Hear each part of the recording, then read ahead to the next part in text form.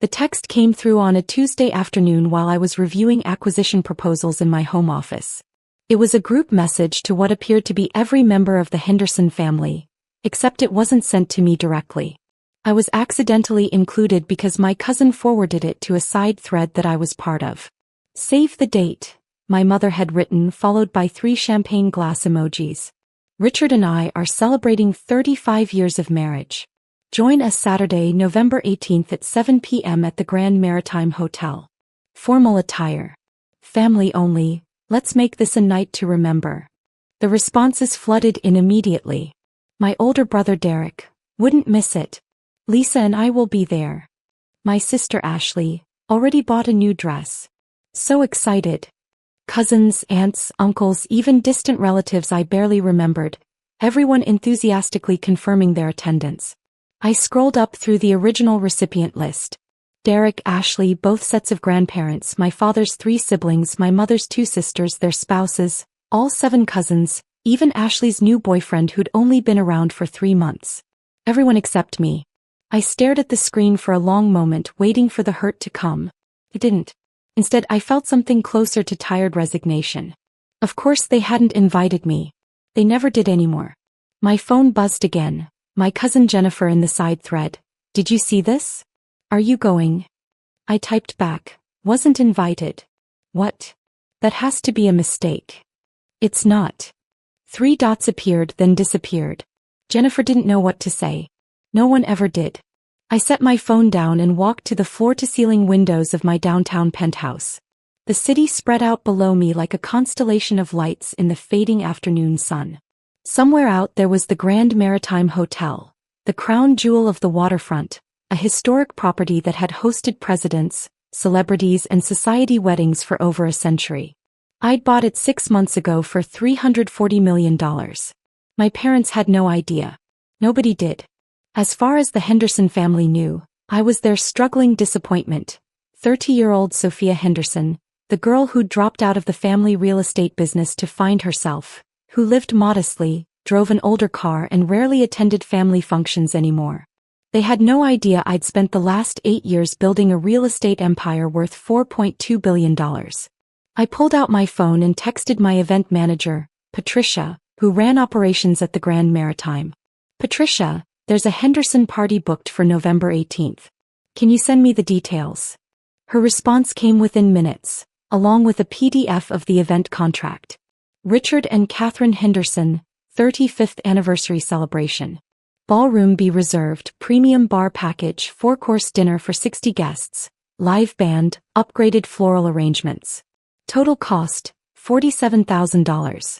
My mother had spared no expense. The Grand Maritime was one of the most exclusive venues in the city.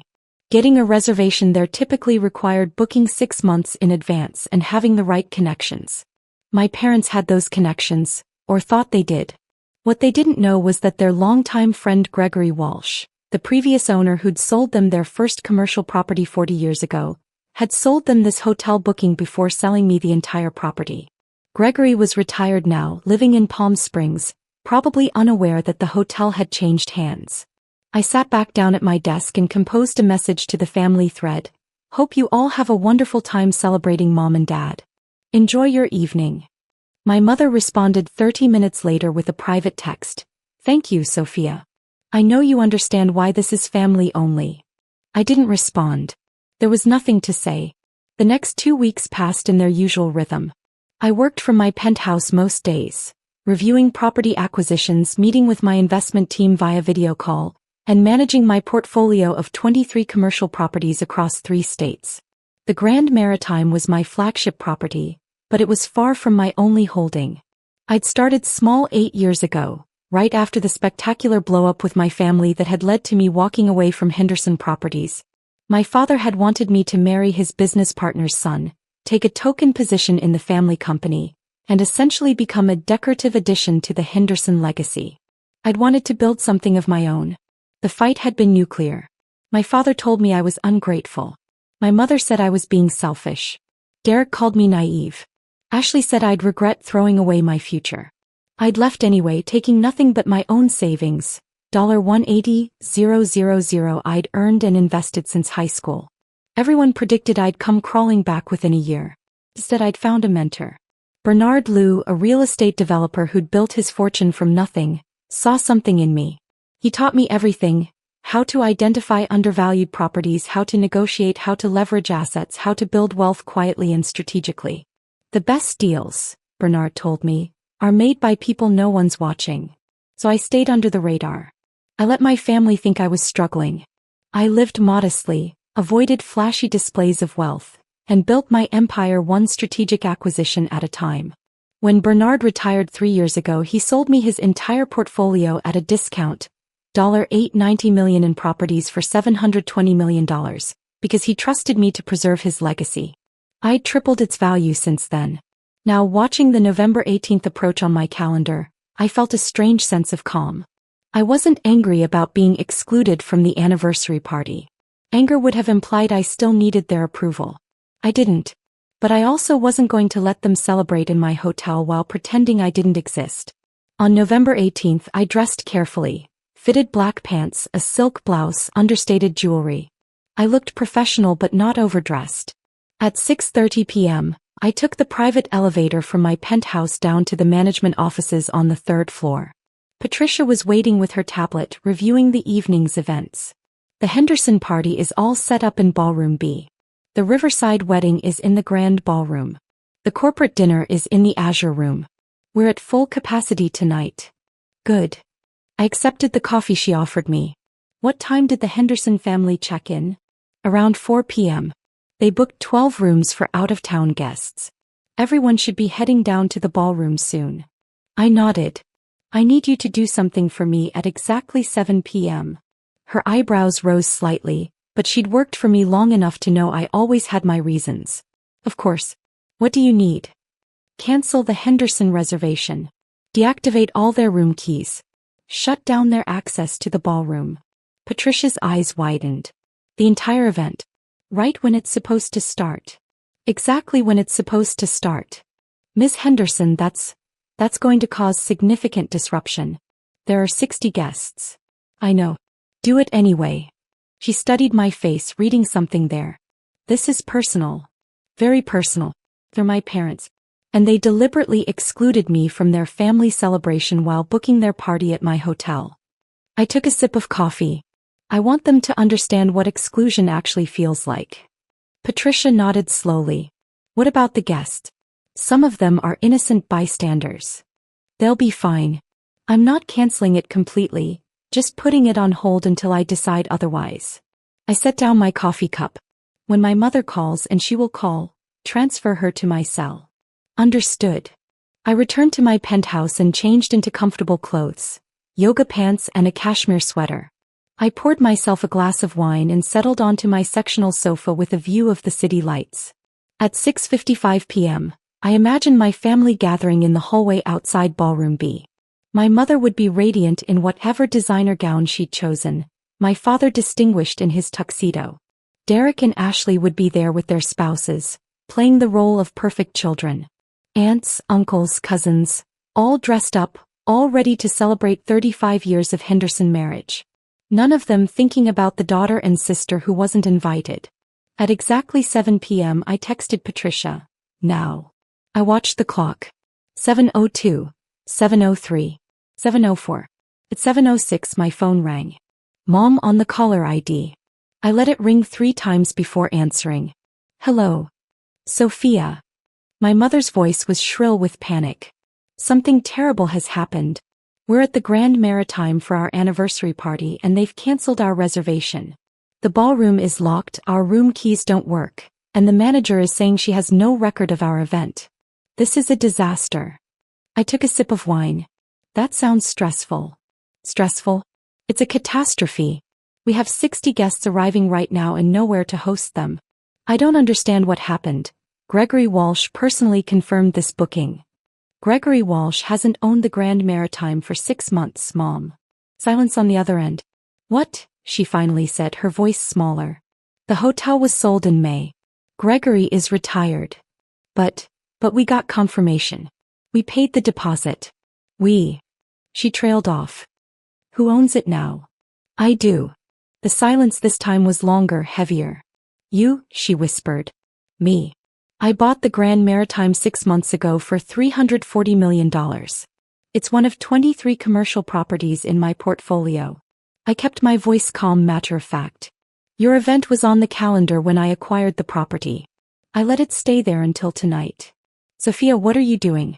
This is our anniversary. Your father and I sent a group text to every single family member except me, I interrupted. You invited cousins I haven't spoken to in 5 years. You invited Ashley's boyfriend of 3 months. But you deliberately excluded your own daughter. That's not, we just thought. You thought what, Mom? That I wouldn't notice? That I wouldn't care? I stood up and walked to the window. Somewhere below, my family was panicking in the hotel lobby. You were wrong. Please, she said, and now she was crying. Please don't do this. We can talk about this. We can fix this. Fix what? The fact that you've spent 8 years treating me like an embarrassment? The fact that Dad hasn't called me in 2 years? That Derek and Ashley actively avoid me at any family function I do attend. I shook my head even though she couldn't see it. There's nothing to fix, Mom. This is what you chose. We're your family. Then act like it. I heard raised voices in the background. My father, angry, demanding to know what was happening. My mother was explaining through tears. I heard my father grab the phone. Sophia, this is ridiculous, he said, his voice hard with authority. The same voice that had built Henderson Properties into a mid-sized real estate firm. I don't know what game you're playing, but this is your mother's anniversary. Stop this nonsense immediately. Or what, Dad? You'll disown me? You already did that 8 years ago. We did no such thing. You chose to leave the family business. You chose to cut yourself off. I chose to build my own success instead of being your trophy daughter. There's a difference. Your success? He laughed bitterly. Sophia, I've been in real estate for 40 years. I know this industry. If you actually owned the Grand Maritime, I would have heard about it. You didn't hear about it because I use a holding company. 6 different holding companies, actually, all flowing back to a parent corporation that's registered under a name you wouldn't recognize. I finished my wine. Bernard Liu taught me the value of privacy. The best deals happen when no one's watching. I heard him inhale sharply. Bernard Liu? You know Bernard Liu? I worked with him for 5 years. When he retired, he sold me his entire portfolio. That's how I could afford the Grand Maritime. I already had $2 billion in assets to leverage. Another long silence. This is impossible, my father said, but his voice had lost its certainty. It's really not. While you were building Henderson Properties to its current valuation of $47 million, I built my portfolio to $4.2 billion. I let that number sink in. You're successful, Dad. I'm not taking that away from you. But I'm significantly more successful. I just did it quietly. $4 billion, he repeated numbly. 4.2. I closed a deal last week that pushed it over that threshold. My mother had taken the phone back. Sophia, please. Whatever we did wrong, we're sorry. But please don't ruin this night. There are 60 people downstairs. In the lobby of my hotel, yes. I'm aware. I checked the time. It's 7:17. Your guests have been waiting for 17 minutes. Here's what's going to happen. What? She asked desperately. I'm going to offer you a choice. Option 1. I reinstate your event exactly as planned. You get your ballroom, your dinner, your celebration. But you do it knowing that every single element of this party, the venue, the food, the music, the flowers, is provided by the daughter you excluded. The daughter you didn't think was worth inviting. And option 2? I permanently cancel the event. You can try to find another venue at 7:18 p.m. on a Saturday night, or you can reschedule for another date. But you don't get to celebrate in my hotel while pretending I don't exist. That's not fair, my father said. He was apparently listening on speaker. You're right. It's not fair. It wasn't fair to exclude me either. But at least my unfairness is honest. I heard them whispering urgently to each other. My father's angry rumbling. My mother's desperate pleading. The sound of other family members asking what was happening. Finally, my mother spoke. We'll take option 1. Please reinstate the event. Say it properly. What? Say, please reinstate our event, Sophia. We're sorry we excluded you. My mother's voice was barely a whisper. Please reinstate our event, Sophia. We're sorry we excluded you. Thank you. I texted Patricia. Reinstate the Henderson event. Full service as contracted. It's done, I told my mother. Your keys will work again in 2 minutes. The ballroom will open at 7:25. Your guests can be seated by 7:35, which only puts you 30 minutes behind schedule. The kitchen is already prepared. Your food won't be compromised. Thank you, my mother said, relief flooding her voice. Don't thank me. This isn't forgiveness. This is me demonstrating that I could ruin your evening if I chose to, but I'm choosing not to. There's a difference. I hung up before she could respond. For the next 3 hours, I monitored the event through the hotel's security cameras. Something I'd never done before, but tonight I made an exception. I watched my family filter into the ballroom, confused and shaken but trying to recover. I watched my mother smile through what must have been crushing embarrassment. I watched my father drink more heavily than usual. At 9:30 p.m. there was a knock on my penthouse door. I checked the security camera.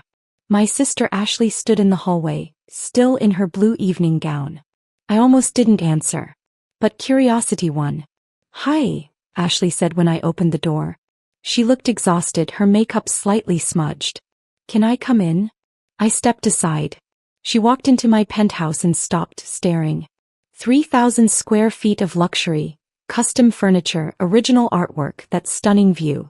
My private office visible through the glass doors, multiple monitors displaying real-time data from my properties. Jesus Christ, she breathed. This is yours. This is mine. She turned in a slow circle, taking it all in. The whole penthouse? The whole floor. I converted 3 units. How long have you lived here? 4 years. Ashley laughed, but it sounded slightly hysterical. 4 years. You've been living here for 4 years, and we thought you were in some tiny apartment in the suburbs. I never said I was in a tiny apartment. You all assumed. She sat down on my sectional without asking permission, kicking off her heels. We're idiots. Yes. We've been complete assholes to you. Also yes. Ashley put her face in her hands. Mom is downstairs having a complete breakdown. Dad is rage drinking whiskey. Derek is just sitting there in shock. None of us knew. That was the point. Why? She looked up at me, genuinely confused. Why hide it? Why let us all think you were struggling? I sat down across from her. Because I wanted to see who you all were when you thought I had nothing. I wanted to know if you'd treat me with respect regardless of my success. I shrugged. Now I know. You don't. That's not entirely fair. Isn't it? When's the last time Derek called me? When's the last time you invited me to lunch? When's the last time Mom asked about my life? Actually asked, not just made assumptions. Ashley was quiet. You all decided 8 years ago that I was a failure, I continued. And once you decided that, you treated me accordingly. You stopped including me. You stopped respecting me. I became the family embarrassment, the cautionary tale of what happens when you don't follow the Henderson path. We were hurt, Ashley said quietly. When you left the family business, it felt like you were rejecting us. I was rejecting Dad's plan for my life. That's not the same as rejecting the family. It felt the same to us. She twisted her hands together. Sophia, I know we messed up. But did you have to humiliate Mom and Dad tonight? In front of everyone. I didn't humiliate them. I gave them a choice and they chose to proceed with their party. I leaned forward. You want to talk about humiliation? Imagine being the only family member not invited to your parents' anniversary. Imagine everyone knowing you were deliberately excluded. That's humiliation, Ashley. You're right. She stood up, grabbing her shoes. You're absolutely right. I don't know how we fix this. I'm not sure you do. She walked to the door, then turned back. For what it's worth. I'm sorry. I should have been a better sister. I should have called, should have checked in, should have. She trailed off. I should have done a lot of things. Thank you. That actually means something.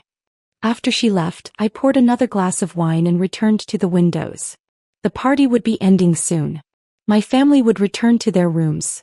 My rooms in my hotel, and try to process what had happened. Tomorrow they'd check out and go back to their lives. And I'd go back to mine. My phone buzzed around 11 p.m. A text from my mother. Can we meet tomorrow? Please? Just to talk. I stared at the message for a long time before responding. Maybe. I'll think about it. It wasn't a yes. But it wasn't a no either. The next morning, I met my mother for coffee in the hotel restaurant at 9 a.m. She looked exhausted, her eyes red from crying. She'd aged overnight. "Thank you for meeting me," she said quietly as I sat down. "I haven't decided if I'm staying yet." She nodded, accepting that. "I need to understand. When did all this happen? How did you build all of this without us knowing?" So I told her. Not everything, but enough. Bernard Liu's mentorship. My first property acquisition. A struggling strip mall I'd turned profitable within 18 months. The careful reinvestment of every profit. The strategic purchases of undervalued properties. The slow, steady growth of wealth that had accelerated dramatically once I had enough assets to leverage. I've made some brilliant deals, I admitted. And I've made some mistakes. But I learned from all of them. Bernard taught me to think long-term, to be patient, to see value where others see problems. $4 billion, my mother said, still trying to comprehend it. 4.2. But who's counting? She almost smiled. Your father is devastated. Not because of the money, because he had no idea. Because his own daughter built an empire and he didn't even know. He could have known. He could have asked. He could have called me sometime in the last 2 years. I stirred my coffee. But he didn't, because he'd already written me off as a failure. It was easier to dismiss me than to acknowledge I might have actually succeeded on my own terms. That's not fair. Mom, you sent a group text to 70 people and deliberately left me out. What part of that was fair? He was crying again. I thought you wouldn't want to come. You always seem so uncomfortable at family events. So distant. I'm distant because you all treat me like I'm damaged. Like I'm the family disappointment who needs to be handled carefully or avoided entirely. We never meant to make you feel that way. But you did.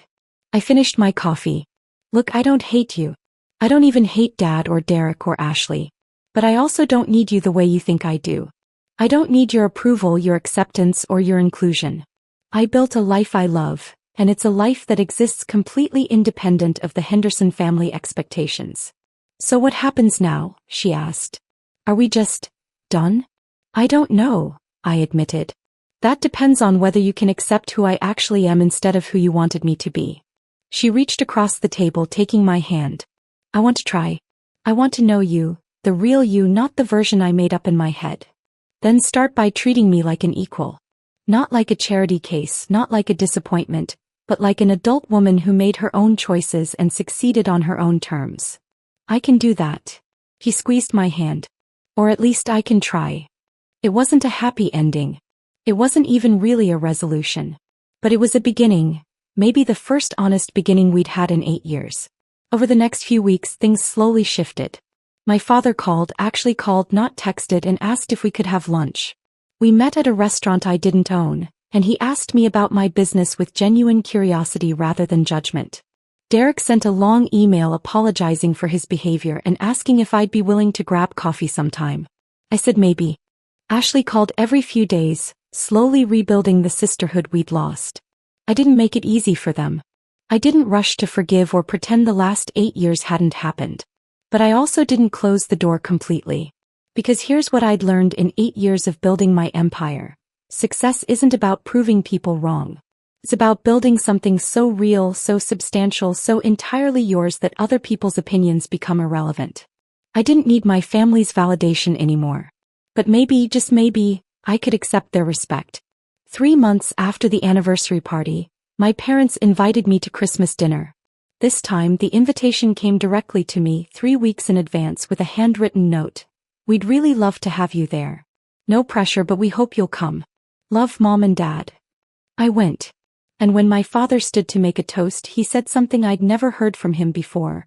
I want to apologize to my daughter Sophia. I spent years underestimating her and I was wrong.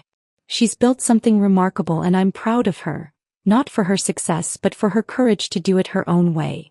It wasn't perfect. We weren't suddenly a perfectly functional family. But it was honest. And honesty, I'd learned, was worth more than any real estate empire. Though having both didn't hurt. Later that night, as I drove back to my penthouse at the Grand Maritime, my hotel, my home, my empire, I thought about that anniversary party and the choice I'd made to expose the truth. Some people might say I'd been cruel, that I'd humiliated my parents unnecessarily, but I'd given them exactly what they'd given me. Exclusion, dismissal, the experience of being on the outside looking in. The only difference was I'd done it from a position of power. And when I'd offered them a choice to restore their celebration, I'd done it on my terms. That's what real power is. Not the ability to destroy, but the ability to choose mercy even when you've been hurt. The strength to say, I could ruin you, but I'm choosing not to. My family was learning to see me now. Really see me, not the fantasy they'd constructed. It had taken $4.2 billion and one very disrupted anniversary party. But we were finally being honest with each other. And that, more than any property acquisition or business deal, felt like success.